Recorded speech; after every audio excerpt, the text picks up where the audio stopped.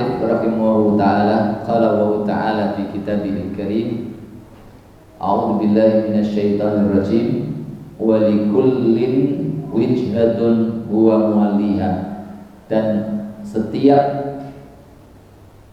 kelompok atau di sini setiap agama wijhatun punya arah tersendiri, huwa muwalliha, yang dia buat berjalan di atasnya.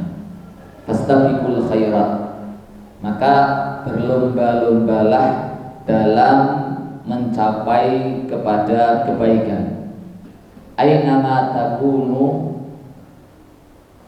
kemanapun atau dimanapun kalian berada, ya'ti bikumullahu jami'an, Allah Subhanahu wa ta'ala akan mendatangkan semuanya.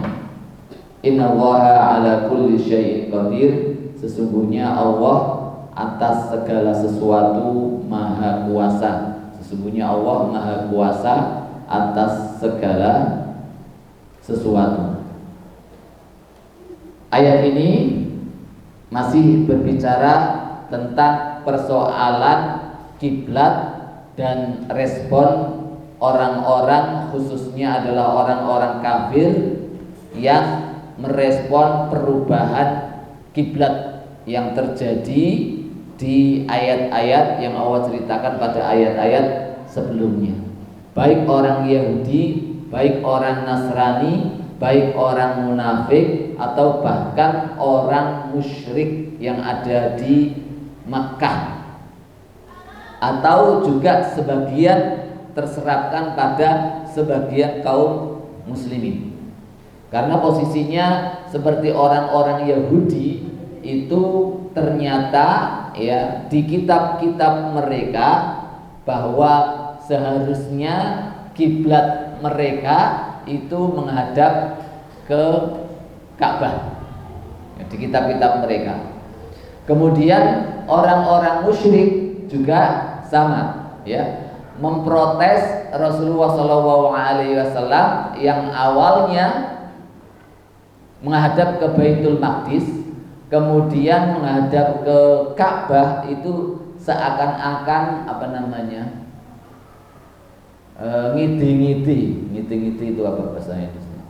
Ngidi-ngidi dulu. Sekarang ya mulai kembali ke Ka'bah lagi. Yang dulu diprotes bahwa Rasulullah SAW mengaku mengikuti milah dan agamanya Nabi Ibrahim alaihissalam. Sementara Nabi Ibrahim alaihissalam kiblatnya adalah ke Ka'bah, sementara Rasulullah SAW kiblatnya ke Baitul Maqdis. Ketika kembali ke Ka'bah, maka Rasulullah SAW ini diolok-olok, dikece lah, sehingga kemudian ya nanti akan dibahas di tafsir ini bagaimana Allah ajarkan sikap kepada Rasulullah SAW. Ai kullu ahli dinin wa millatin lahu wijhatun. Yang dimaksud ayat tersebut adalah bahwa setiap pemilik agama atau pemilik jalan kehidupan, bagi mereka memiliki wijhatun, tempat arah, yatawajjahu ilaiha, yang mereka buat mengarah kepadanya, fi ibadatihi, dalam peribadatan mereka. Walaysa sya'nu, akan tetapi persoalannya adalah fi istiqbalil kiblah, bukanlah persoalan itu pada menghadap ke kiblat, ya. Bukan persoalannya adalah menghadap ke kiblat. Yang dipersoalkan orang-orang Yahudi, Nasrani ataupun orang-orang musyrik ini adalah persoalan menghadap ke kiblat. Tetapi yang dipersoalkan oleh Allah Subhanahu wa taala itu sebenarnya bukan menghadap kemana kiblatnya, Tetapi yang dipersoalkan oleh Allah Subhanahu wa taala adalah fa innahu minasyara'i allati tataghayyaru bihal azminah. Karena sesungguhnya kiblat itu adalah dari atau termasuk syariat-syariat yang bisa jadi berubah dengannya al-azminah wal akhwal, dengan berbedanya zaman ataupun keadaan, yang mana wayadkhuluhan nasqu wan naqlu min jihatin ila jihah, bisa jadi kemasukan atau berubah, terdapat penghapusan kiblat atau ya perubahan dari satu arah ke arah yang lainnya. Karena setiap nabi, apalagi setiap rasul, memiliki syariat tersendiri-sendiri, kemudian memiliki kebijakan-kebijakan tersendiri sesuai dengan kehendaknya Allah di zamannya dan sesuai dengan keadaan. Sehingga sentral daripada ayat ini adalah bukannya persoalan itu adalah persoalan kiblat kemana dan menghadap kemana, tidak. Tetapi apa? Walakinna sya'nu kullasya'ni, akan tetapi persoalannya adalah dengan betul-betul persoalan yang dimaksud itu adalah fi imtithali taatillah. Intinya adalah bagaimana seseorang itu mentaati Allah Subhanahu wa ta'ala, bukan persoalan kiblat. Hal yang sama yang hari ini kemudian muncul syubhat. Ada orang-orang jaringan Islam liberal mengatakan bahwa makhluk yang paling taat kepada Allah dan paling bertauhid kepada Allah adalah siapa? Iblis. Dan malaikat semuanya berbuat syirik kepada Allah. Kenapa? Karena ketika disuruh sujud kepada Nabi Adam alaihi salam, semuanya fasajadu illa iblis. Semuanya sujud kecuali iblis. Kenapa? Karena makhluk tidak berhak untuk disujudi. Apalagi yang makhluk tersebut menurut iblis lebih jelek daripada iblis itu sendiri. Nah, ini kelasnya diwarisi oleh orang-orang Yahudi dan Nasrani, sifat seperti ini ya pada sebuah syariatnya, tetapi bukan pada sebuah inti taatnya kepada Allah dan Rasulnya. Nah, ini yang disetir oleh ayat-ayat ini. Bahkan sampai ya iblis itu pernah dalam sebuah riwayat Israiliyat, iblis itu pernah menyesal, ingin bertaubat kepada Allah Subhanahu wa ta'ala. Kemudian di zamannya Nabi Musa, iblis ini kemudian merayu Nabi Musa alaihissalam, wahai Musa, saya mau bertobat kepada Allah Subhanahu wa ta'ala. Kira-kira Allah menerima enggak? Coba laporkan nih, aku ngomong sama Allah, engkau kan kalimu. Akhirnya Musa menjanjikan, ya saya akan ngomongkan sama Allah. Dia omongkan sama Allah. Maka selesai Nabi Musa dapat wahyu, iblis datang kembali. Gimana? Allah mau menerima taubat saya. Berita gembira kepadamu wahai iblis, Allah mau menerima taubatmu. Tapi ada syaratnya. Apa syaratnya? Apa syaratnya? Akan saya laksanakan. Syaratnya adalah engkau datang ke kuburannya Nabi Adam, kemudian sujud pada Nabi Adam. Kemudian apa yang terjadi? Lawang hidup saja, urip saja, aku gak mau sujud, apalagi wis mati. Ora iso atau selain sitok iku ora iso. Masya Allah. Komitmen kepada gengsinya untuk, sebenarnya gengsinya kan bukan intinya dia rendah di hadapan Nabi Adam, enggak, tetapi adalah kemuliaan seseorang itu ketika kemudian dia mentaati Allah Subhanahu wa ta'ala. Wa taqarrub ilaihi, dan intinya adalah mendekatkan diri kepada Allah Subhanahu wa ta'ala. Wa talabaz zulfa indahu, dan meminta az-zulfa, kedekatan di sisi Allah Subhanahu wa ta'ala. Nah, fahada huwa unwanus sa'adah. Inilah kalau orang memiliki hal tersebut, yaitu intinya dia hanya mentaati Allah Subhanahu wa ta'ala.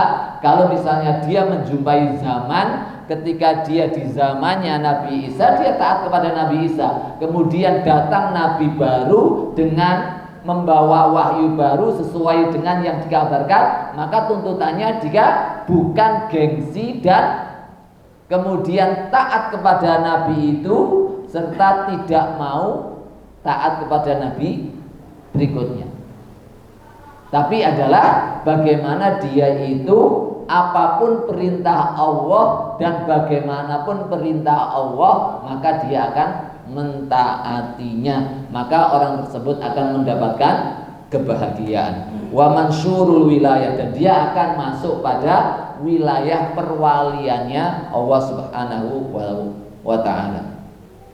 Wa walladzi idza lam tattasif bihin nufus, yang mana sifat tersebut kalau tidak tersifati dengannya pada jiwa-jiwa seseorang, hasolat laha khasaratud dunya wal akhirah, maka akan terjadi kerugian, baik kerugian di dunia maupun kerugian di akhirat. Kama annaha idza ittasafat bihi, sebagaimana kalau jiwa itu tersifati, terkarakteri inti daripada seluruh apa yang disyariatkan Allah itu adalah imtithalu awamirillah, taatillah. Intinya adalah taat kepada Allah Subhanahu wa ta'ala. Kalau jiwanya ada seperti itu, maka faya ar-rabihatu alal haqiqah, dialah orang yang beruntung dengan sebenarnya. Wa hadza amrun muttafaqun alaihi, dan ini adalah persoalan yang disepakati di atasnya fi jami'i syara'i, dalam setiap syariat. Setiap syariat Nabi siapa saja itu intinya adalah ketaatan hamba kepada Allah dan Rasulnya, bukan pada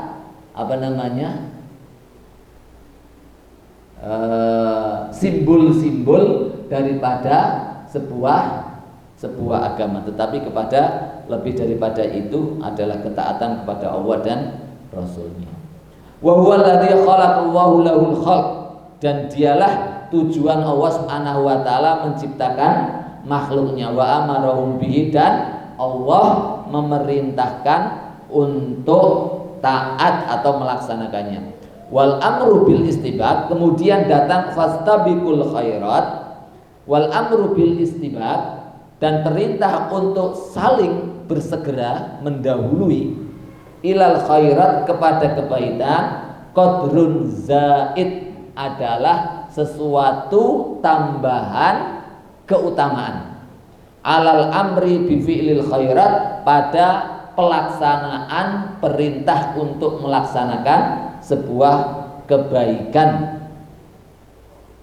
Fa innal istibaqa ilaiha yatadamman fi'laha, karena sesungguhnya makna daripada fastabiqul khairat itu mengandung fi'laha, mengerjakannya, wa takmilaha, menyempurnakan ketaatan tersebut, wa iqa'aha ala akmal, dan melaksanakannya sesuai dengan cara yang paling sempurna, ala akmalil akwal, dan kondisi yang paling sempurna, wal mubadarah ilaiha, dan paling bersegera kepadanya.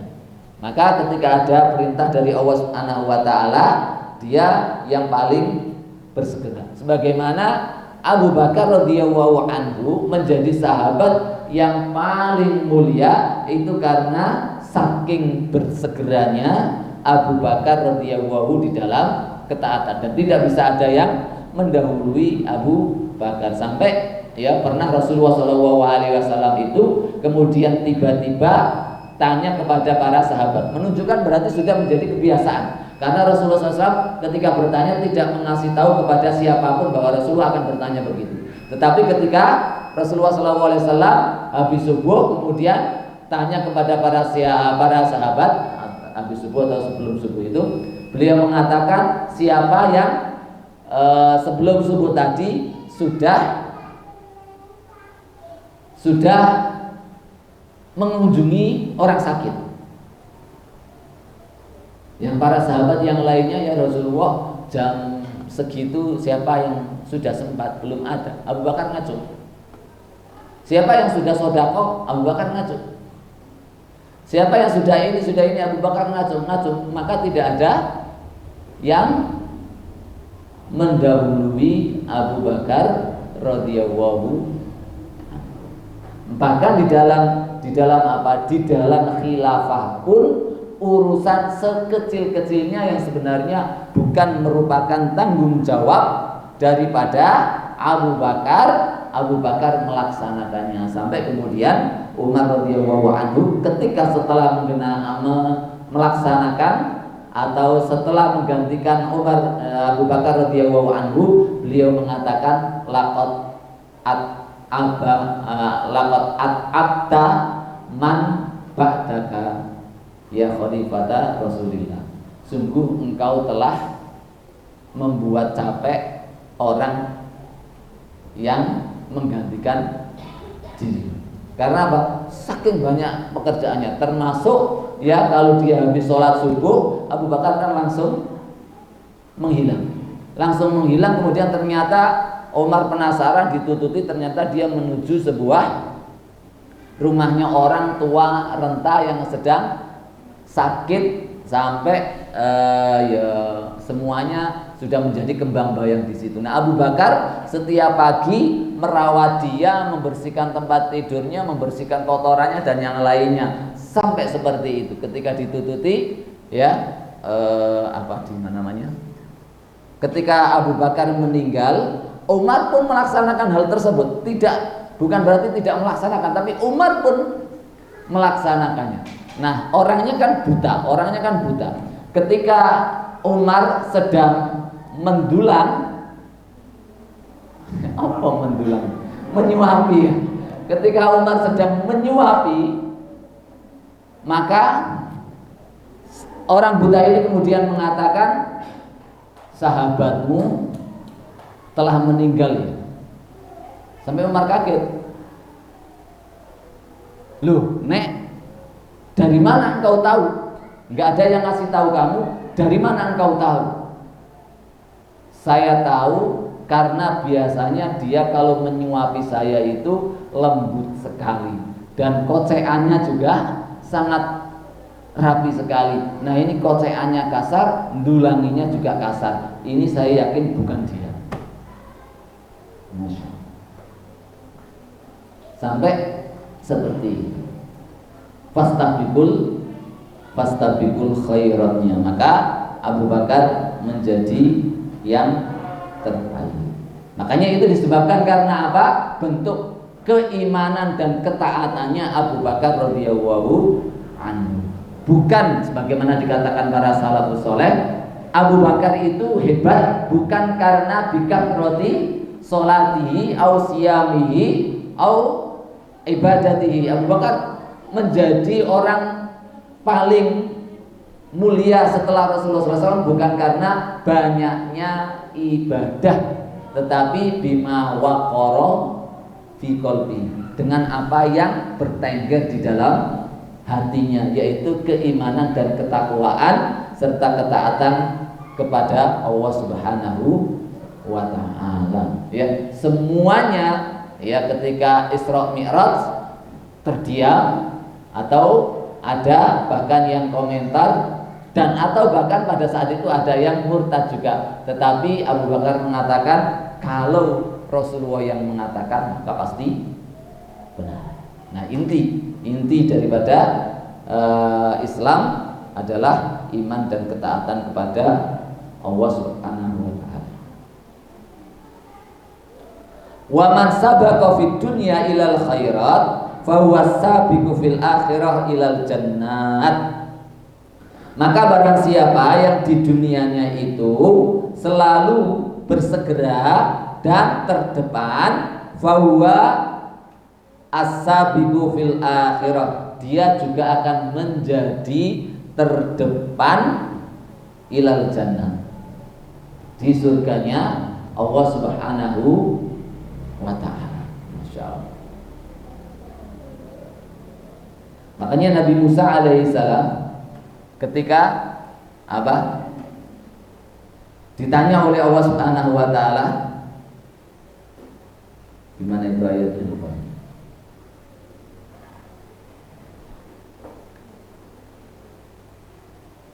Wa ma'ajalaka an qaumika ya Musa.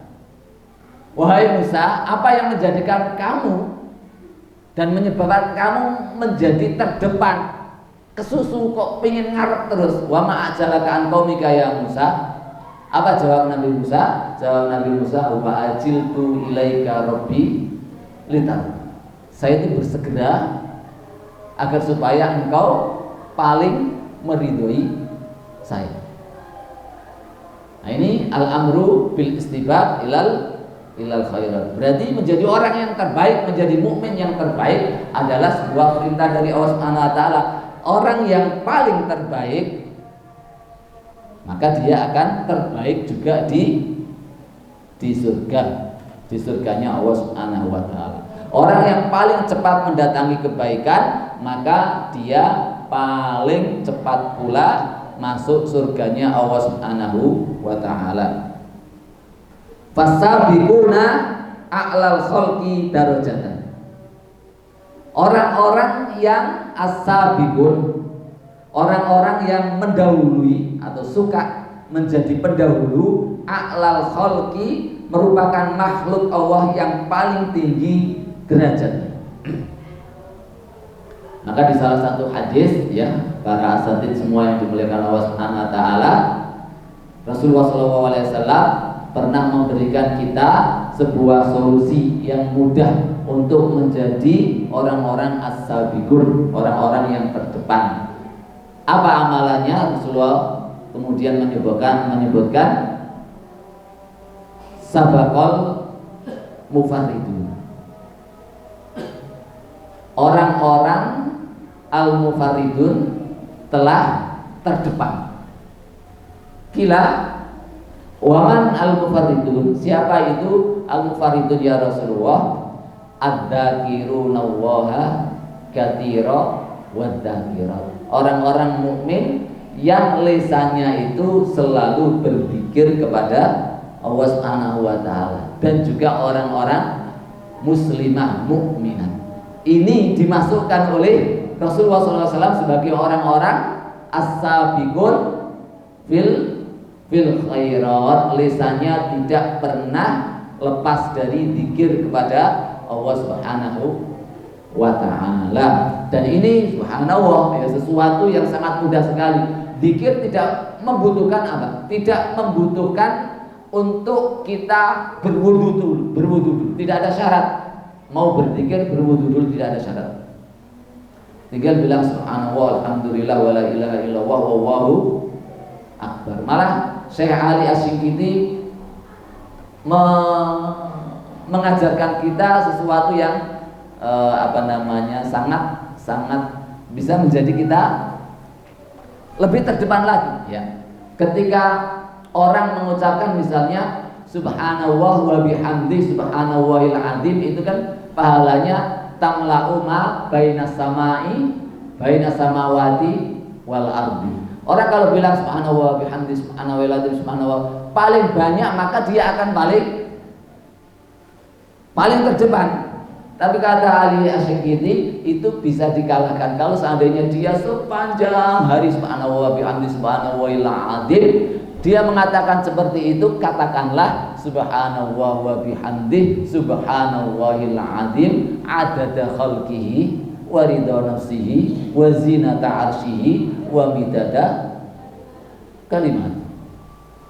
Kalau ada orang mengatakan subhanallah walhamdulillah wa la ilaha illallah wallahu akbar wa la haula wa la quwata illa billah, maka katakanlah subhanallah walhamdulillah wa la ilaha illallah wallahu akbar wa la haula wa la quwata illa billah adada khalqihi wa ridha nafsihi wa zinata arsyihi wa midada kalimatihi.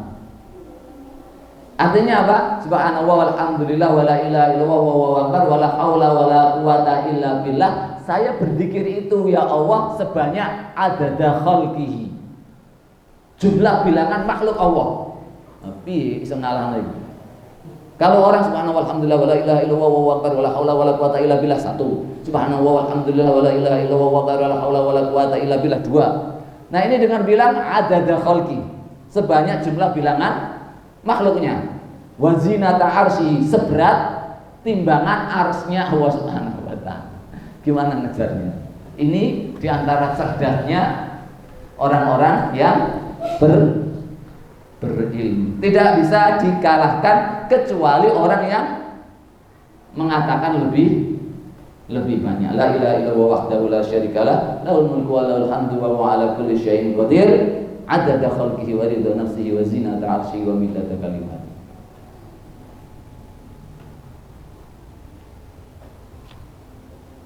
Jadinya Gus Baha, pancene wong pinter iku kerjane saiki duwite akeh. Yo koyo aku ngene iki. Yo amalane saiki tapi surgane paling dhuwur. Pedine pol. Kalau dia mau masuk surga. Ya pancene seorang alim ya. Tapi saya mana tadi?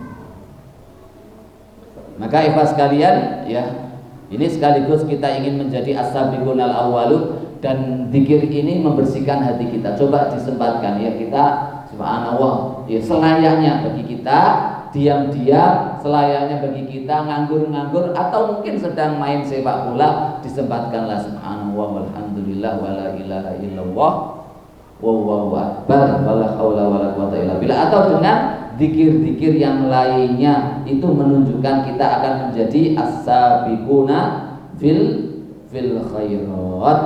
Maka Masya Allah, sebuah hadis yang kalau kita renungkan ya, hadis tentang fadilah zikir ini, Rasulullah SAW bersabda, afala adullukum ala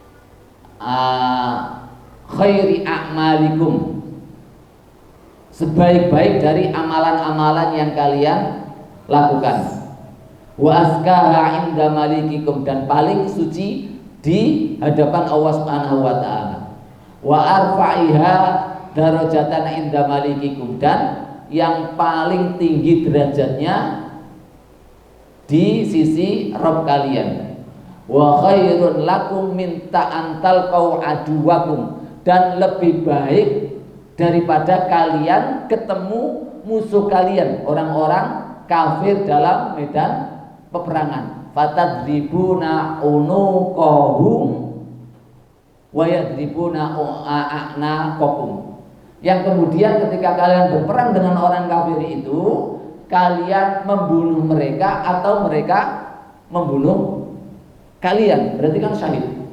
Dan hadis ini hadis sahih. Lebih baik daripada itu. Ketika ditanya apa itu ya Rasulullah, jawabnya Rasulullah, zikrullah, berzikir kepada Allah Subhanahu wa taala. Bahkan di hadis yang lain, barang siapa yang mengatakan astaghfirullahaladzim alladzi la ilaha illa huwal hayyul qayyum wa atubu ilaihi ghufira lahu min dambihi wa in farra minaz zahfi. Barang siapa yang mengatakan kalimat tersebut, diampuni dosa-dosanya walaupun dia melakukan dosa besar, yaitu lari dari peperangan.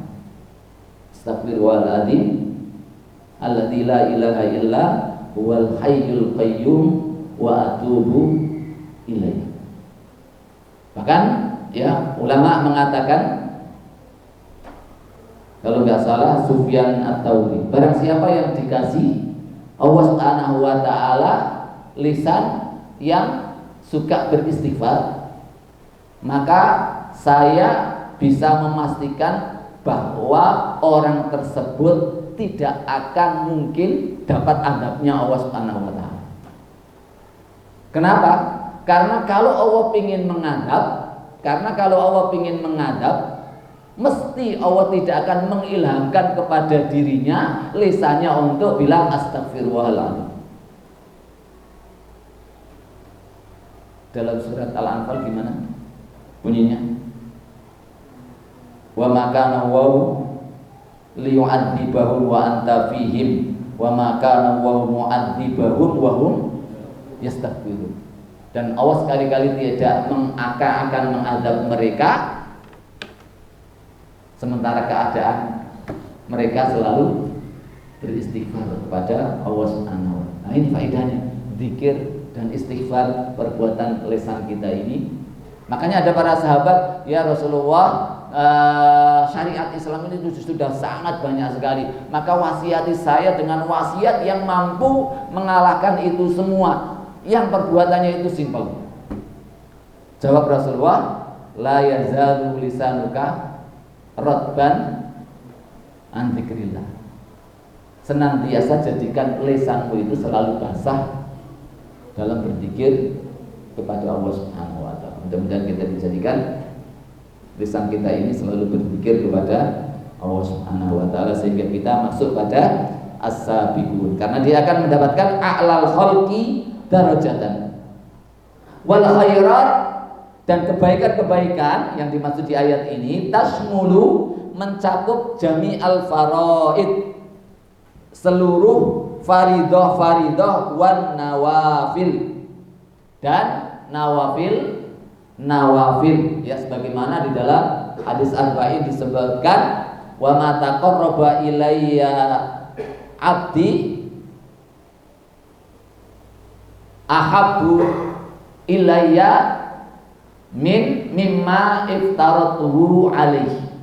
Dan tidak ada pendekatan diri dari seorang hamba kepadaku yang paling saya cintai melebihi apa yang telah aku wajibkan kepada dirinya. Kemudian disambung, wala yazalu abdi yataqarrabu ilayya bin nawafil hatta uhibbahu, dan senantiasa ada seorang hambaku yang mendekatkan diri kepadaku dengan nawafil, amalan-amalan sunnah, itu yang menjadikan hatta uhibbahu, sampai aku mencintainya. Fa idza ahbabtuhu kuntu sam'ahu alladhi yasma'u bihi, sampai saya mencintainya, dan kalau saya sudah mencintainya maka saya menjadi pendengarannya, saya menjadi penglihatannya, ila akhiril hadis, sampai hadis yang terakhir. Itu disebabkan apa? Disebabkan karena mereka tidak cukup melaksanakan faraid, tetapi mereka fastabil khairat dengan melaksanakan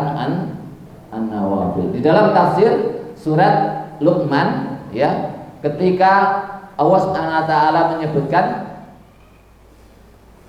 alif lam mim tilka ayatul kitabil hakim hudan wa rahmatan lil muhsinin. Syekh Al-Adawi ya menerjemahkan bahwa al-muhsinin itu adalah orang al-asabiquna bin nawafil, orang-orang yang selalu bersegera melaksanakan nafilah, amalan-amalan sunnah yang sebagai tambahan daripada amalan-amalan wajib. Orang-orang seperti itulah yang berhak untuk memahami dan mendapatkan rahmat dari Allah Subhanahu wa taala dari kitab suci ini, karena kitab suci ini Allah peruntukkan untuk mereka, hudan wa rahmatan lil muhsinin. Jadi untuk terbukanya hidayah kepada diri kita, hidayatul Quran atau intifak kita terhadap Quran, ternyata pintunya adalah bikatroti fi'lil nawafil, dengan banyaknya masuk di dalam pelaksanaan sholat-sholat atau ibadah-ibadah sunnah yang lainnya, yang dengannya kita nyampe pada derajat al-muhsinin. Minan sholatin wa siyamin wa zakatin wa hajjin wa umratin wa jihadin wa naf'in muta'addin wa qasirin. Dari amalan-amalan sholat, puasa, zakat, haji, umrah, jihad, dan amalan-amalan yang bisa bermanfaat untuk yang lainnya, bukan dirinya sendiri. Walamma kana aqwa ma yahuddun nufus alal musara'ah, dan ketika yang paling kuat yang bisa mendorong jiwa ini untuk bisa bersegera kepada kebaikan, wa yunasyituha, dan membikin semangat jiwa ini marattabahu 'alaiha minat thawab, yaitu Allah mengiming-iming pahala di dalam pelaksanaan tersebut.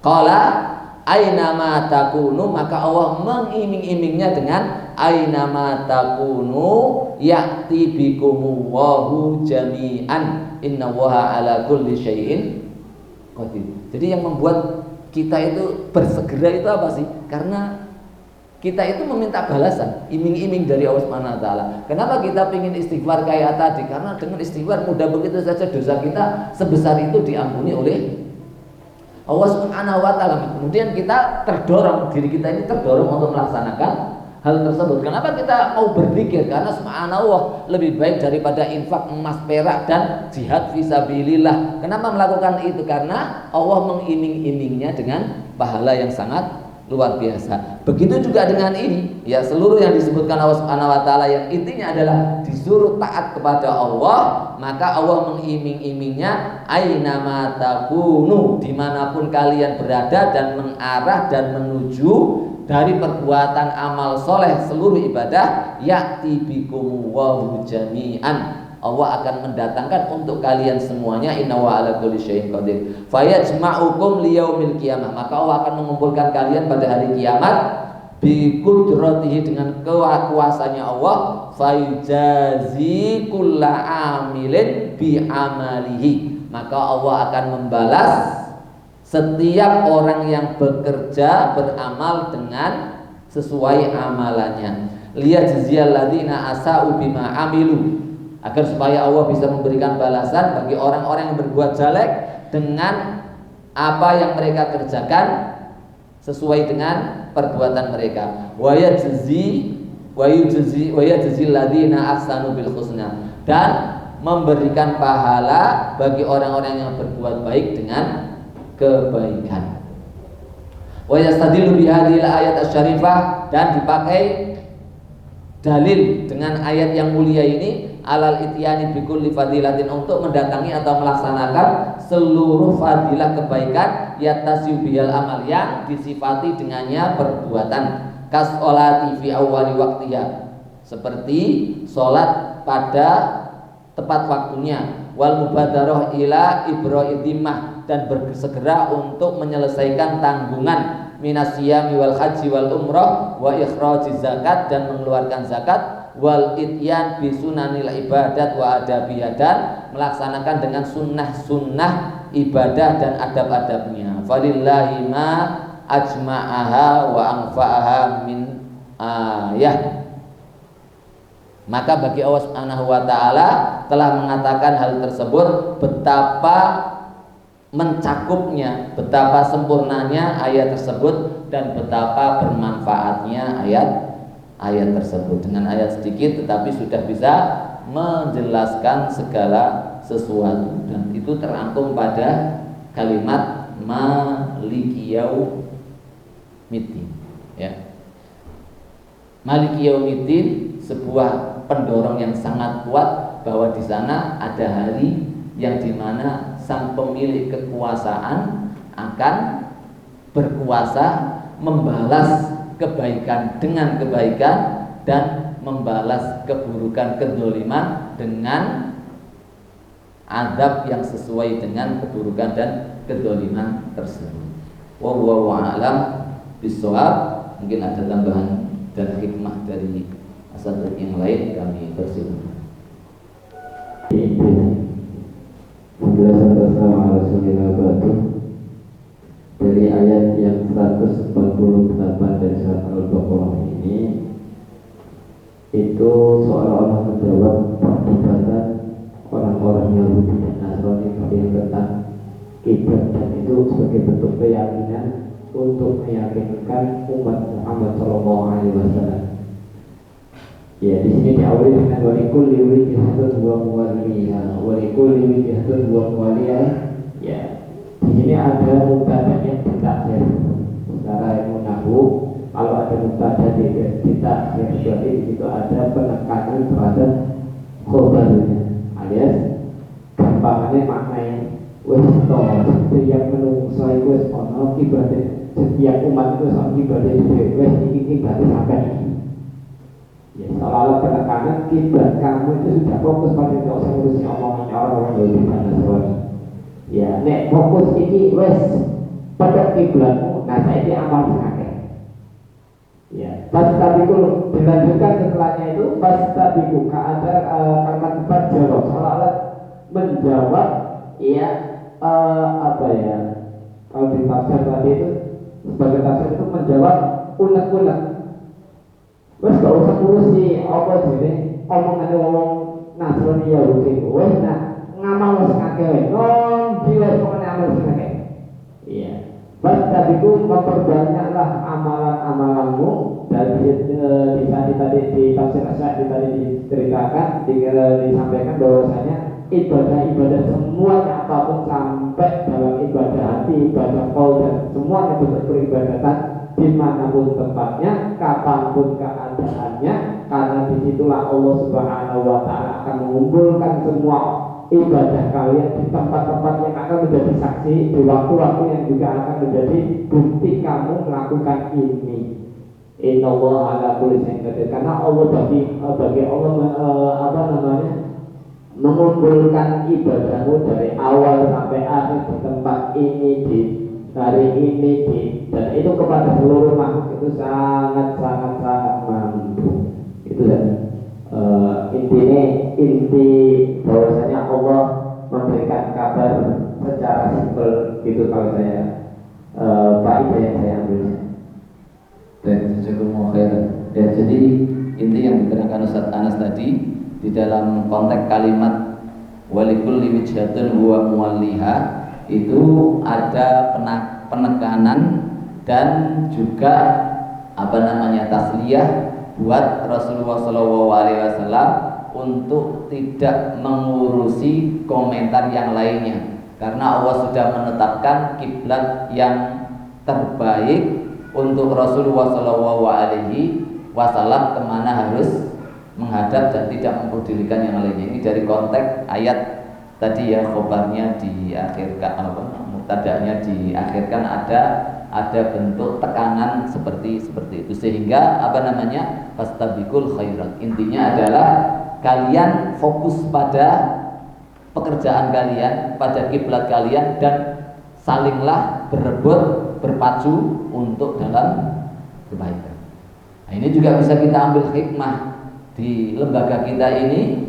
Setelah bermusyawarah, semuanya telah disepakati, maka kalau ada komentar dari luar, silakan tutup mata, tutup telinga. Fastabiqul khairat. Lanjut, maju, jalan terus. Tutup mata, tutup telinga, yang penting Allah ridho pada kita. Kalau kita sudah sesuai dengan syar'inya Allah Subhanahu wa Ta'ala.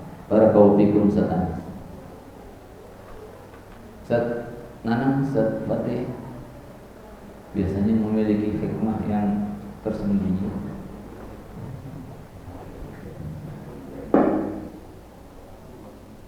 Tidak ada, kita tutup dengan doa kafaratul majlis. Subhanaka wa bihamdik, asyhadu an la ilaha illa anta, astaghfiruka wa atubu ilaik. Biasanya kalau kata Ustaz Sofi dulu, taklimnya Syekh Utsaimin itu mesti ya, ketika taklim itu santri-santrinya itu kalau membahas hadis atau ayat mesti wajib ya, enggak 1, 2, 3, setiap santri harus mengeluarkan faidah atau hikmah yang dikandung ayat atau hadis tersebut, sehingga terbiasa ya, santrinya itu cerdas dalam mengambil fawaid daripada sebuah ayat ataupun hadis. Wabillahi taufiq wal hidayah wa